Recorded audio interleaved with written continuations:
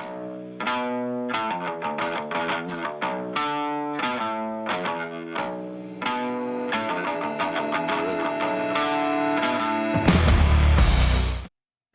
welcome to Blockbuster Bombs. Kick back your recliner, crack open a beer, and let's talk movies.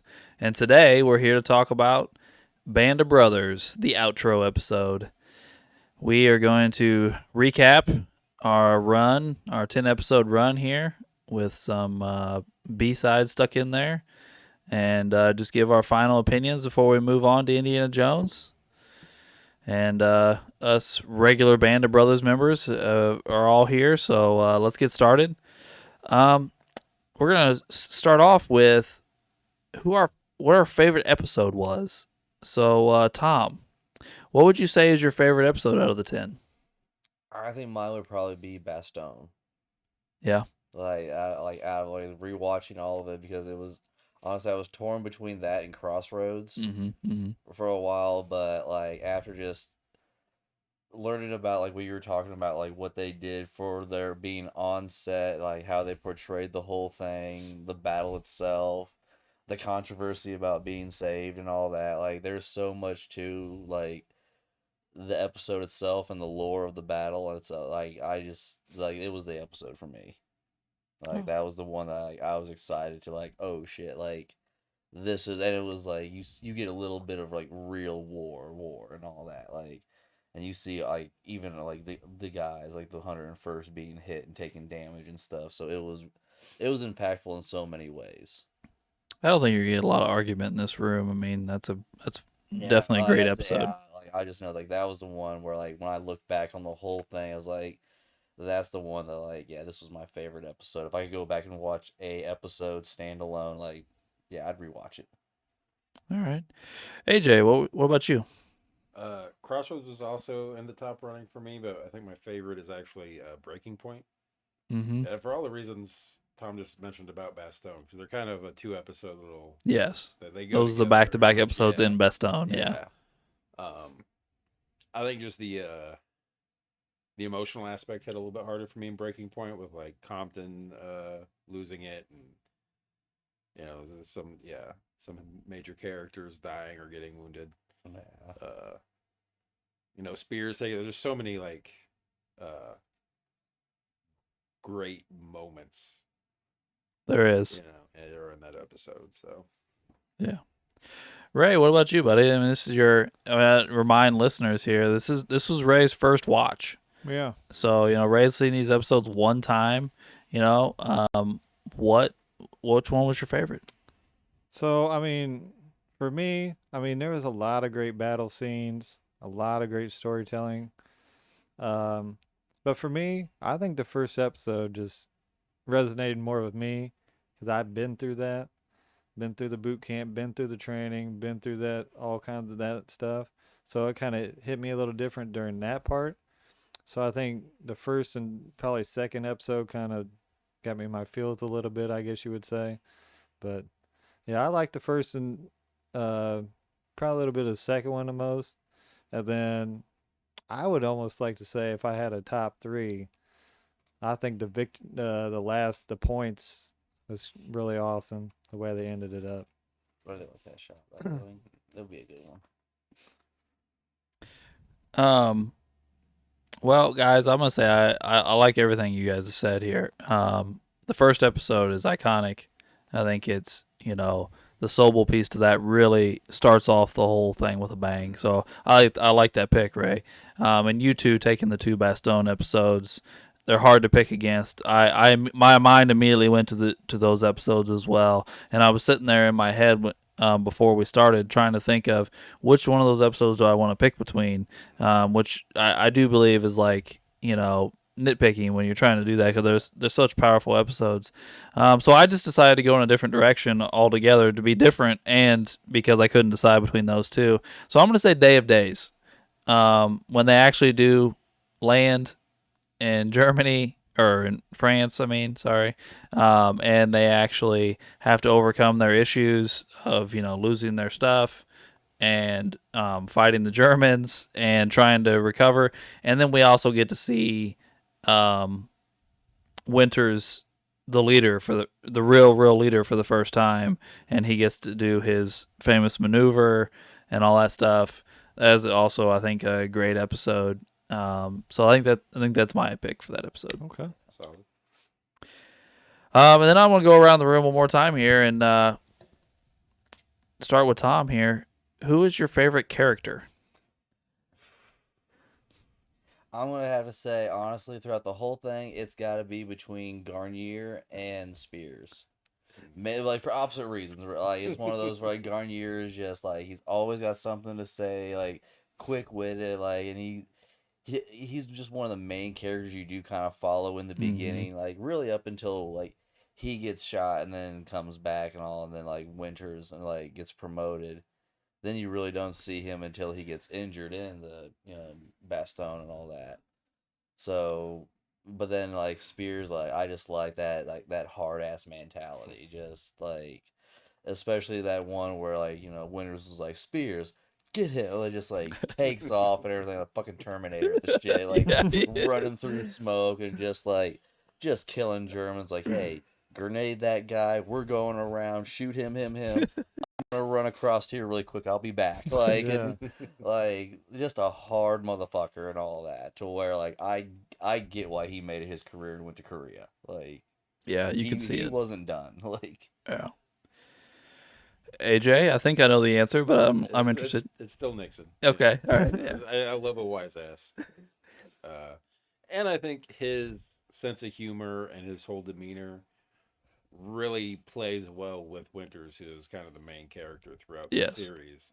They just play off each other really well, and that relationship is one of the central kind of emotional through lines of the whole series. Mm-hmm.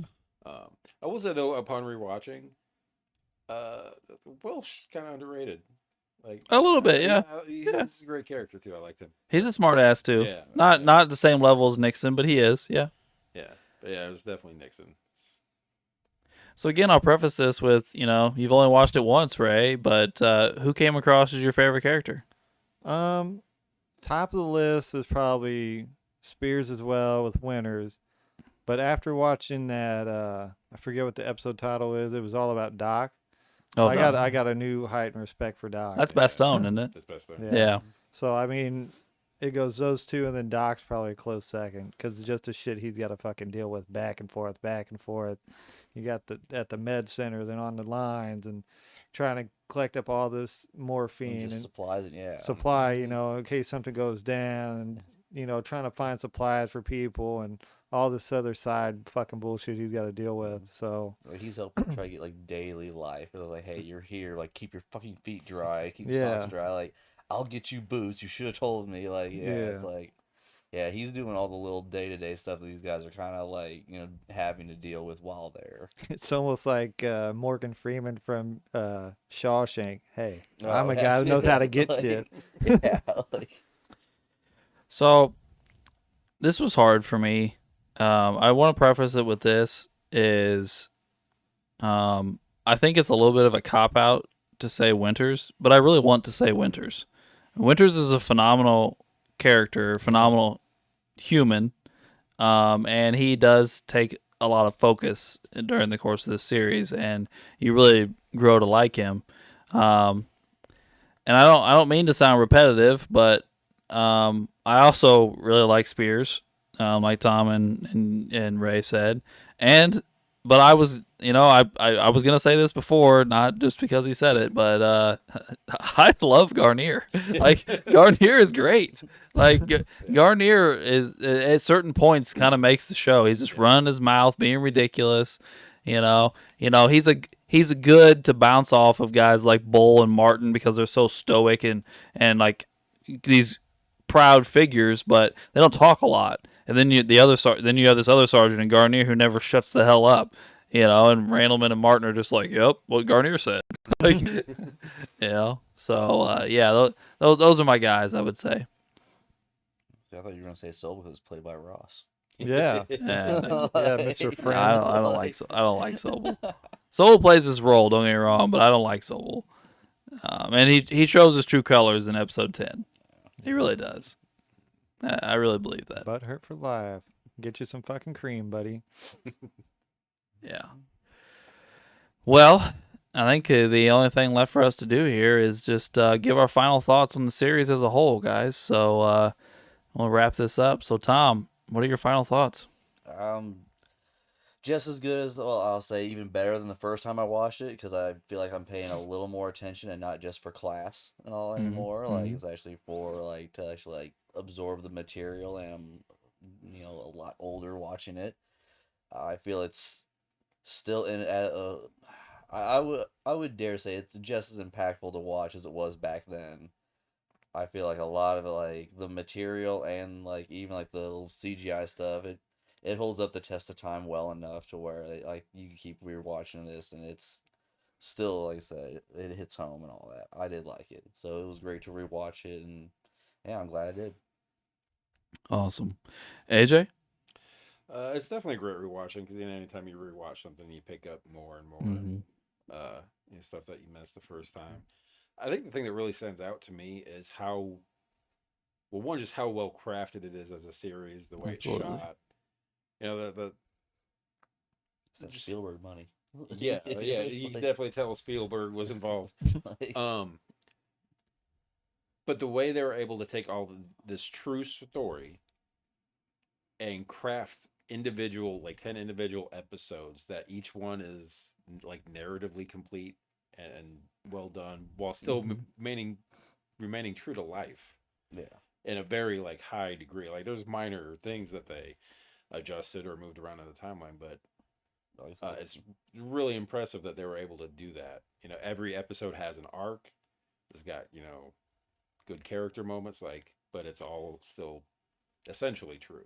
And most of continuity. Yeah. And most of the episodes have a different character, like a different main character. Yeah. They I actually on one of the podcast episodes they talked about that, about how when they were done writing, they realized that they had 10 episodes written completely separate from one another, and they said it took them a long time to figure out, can we put this together?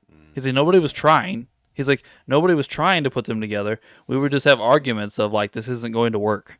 Right. Like, this isn't going to work. And Hanks would just kept saying, but we're going to make it work.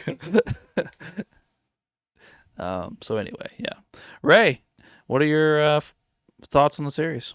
Really, really well put together. It really showcased just how really bad fucking life can really get. And how much, determination, courage, strength, all these guys had to muster up, to get through these 4 or 5 years, throughout war and winter and all this, the PTSD of, if you're going to live or die or not, and if you ever get home, and going through all this shit. And it really showcased throughout the 10 episode arc, just a complete, like, even, I don't even know how to say it, to not even with the associated with history class, just a nice education of how bad is your life and compare it to theirs. And maybe you can take something back and be like, maybe I don't need this. Maybe I can do without, or maybe I can do better to this person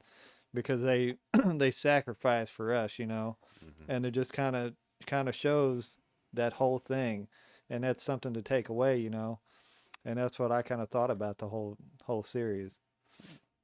Well, Ray, let me ask you this before we move on. Are you glad we made you watch it? Yeah, I really enjoyed it. Yeah, for real.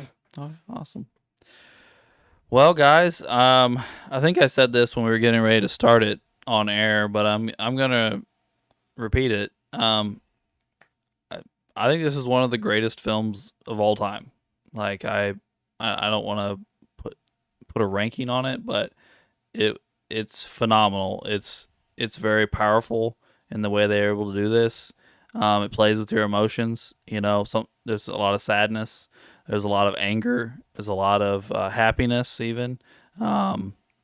Gets you pumped up at certain moments. You're on edge in other moments. I think it really does. I mean, it's a very, very serious thing. It's not like it's like a comedy or, it's this real lighthearted thing. It's definitely not that. But It's very well done. It's very powerful. And the fact that it's true just takes it to a whole nother level. Yeah. They didn't have to add, superhero feats and everything to make this special, because what these men did was already special. And I will say, I wholeheartedly disagree with the writers we talked about last episode. I think the interviews with the men themselves add a lot to these episodes. A lot.